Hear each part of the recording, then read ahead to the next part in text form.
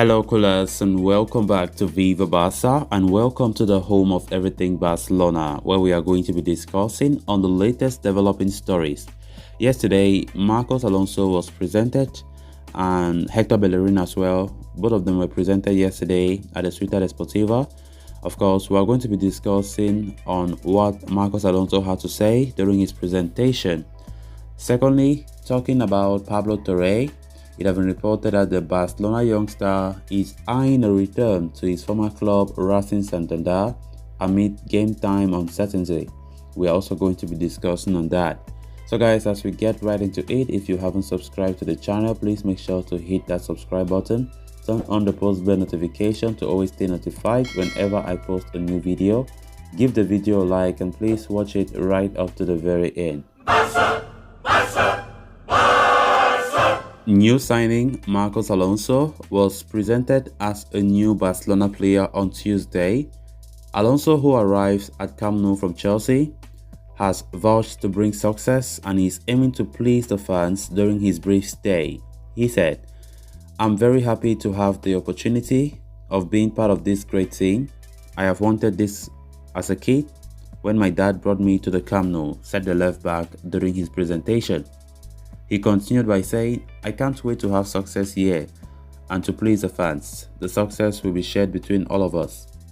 Alonso, who was signed on a one-year contract with Barca with a release clause of 50 million, is Barca's 8th signing of the season following the arrivals of Robert Lewandowski, Rafinha, Jules Koundé, Andres Christensen, Frank Kessié, Pablo Torre, and Hector Bellerin.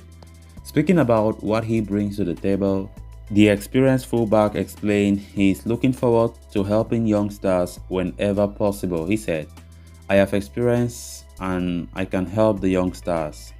As the president said, "I can also put in a free kick." The left back seemed full of emotions, to say the very least.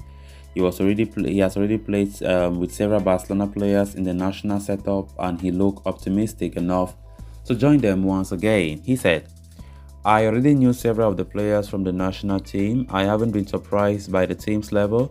I hope to have a lot of joy and for this team to reach its best level," said the left back.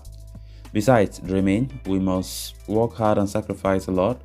That's how the success and joy will come."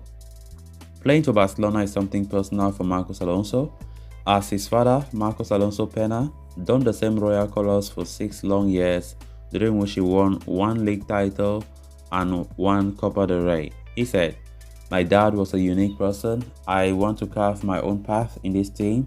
I start from zero and I need to work hard to earn a spot on the team," concluded the left back. Great words there from Marcos Alonso, of course, who was presented yesterday. We hope for the best for Alonso, bringing some competition at the left back position. Of course, there we have Jordi Alba, Alejandro Balde, and him. So the depth there is so good. So I don't know if he'll be the first choice or the second choice, but I think he will definitely be the second choice because from what we heard, Xavi still prefers Alejandro Balde, who is still very young and will play most minutes. But it all depends. Xavi can still change his mind and put Alonso all the time. But what is certain is that Jordi Alba will be the last choice. So that's just it. So let's see how it's going to look like. Let's see what Alonso brings to this team. But I'm optimistic about Alonso. We have seen his experience, his exploits back in the days at Chelsea. He's a very good left back, and Xavi wanted him for a reason. He finally came on deadline day after it was like maybe he will not come because there were some reports saying that Barcelona have cooled down their interest in Alonso and were focusing on players like Javi Galán in Celta Vigo. But at the end of the day, Marcos Alonso, who was the most talked about target at the left back, was finally the one that Barca bought. So he just a 1-year contract, just like Hector Bellerin's own. And of course, release clause is set at 50 million. So let's hope that he can improve, because if he does well, then Xavi might be so happy to even extend the contract for 1 more year. So it's going to be interesting to see how not just Marcos Alonso, but all of those new signings, how they perform this season, because we need them to be at their very best. If Barca wants to lift the league title, the Copa del Rey, and the Champions League, we need to be at our best. If these players can put the displays and have the chemistry that between among them, I think the team will be so deadly because the squad now is so good. The depth of the squad is something that I've always admired a lot, and one thing that Xavi have always said, having 2 or 3 players in the same position, not just 2 players but 2 top quality players, and we can look at it critically that in each position Barca can make serious changes and the squad will still be incredible. So interesting to see what Alonso just said in his presentation, and from the look of things he looks so ambitious to help the team grow, and we hope that he brings his best version of himself during his stay at the Camp Nou. Then moving on to the next story of discussion. Recently, it was confirmed by Barcelona Athletic boss Rafa Marquez that Pablo Torre would set to play in the B team for the time being. With a 19-year-old looking set to play in the first team at one point, a fresh revelation leaves the lead on the youngster feels about being instructed to wait his turn currently. As per the latest information provided by journalist Santi Ovalle, Torre is believed to be unhappy about not being called up to play in the Barca senior team. So much so that the Spaniard is assessing the prospect of returning to Racing Santander. Xavi is understood to hold the opinion that the Wonder Kid should stay at the club, train, and continue to learn the Barcelona way of playing football. In addition, the Blaugrana legend is said to be eyeing the prospect of handing Pablo Torre minutes very soon.